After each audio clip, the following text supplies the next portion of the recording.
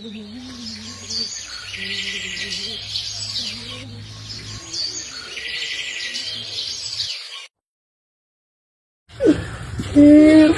କୋଉଠି ପଡିଗଲା।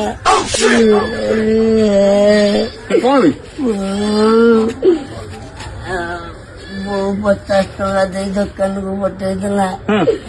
ପଇସା କୋଉଠି ଗଳି ପଇଲା, ମୁଁ କାହିଁ ପାଉନି। ଭଗବାନ, କୋଉଠି ଗଳିଲୁ? ଜାଣିନି, ଏଇପଟେ ତ ଗଲି, ପାଉନି। ତୁଗୁଡା ପିଲା ପଇସା ଟା ଦାୟିତ୍ୱ ରଖିବୁନି। କେତେ ଲୋକ ଏବାଟେ ଯାଉଛୁ, କିଏ ଦେଖିଲା ନେଇଗଲା ଆଉ କଣ। ଆଜିକାଲି ଲୋକ ବି ଦେଖୁନା, ଗୋଟେ ଛୁଆ ଲଗେଇଛ ଦେଖୁନ କେମିତି ବିକଳ ହେଇ କାନ୍ଦୁଛି, 50 ଟଙ୍କା କିଏ ନେଇଗଲା। ମାରିବ ମାରିବନି?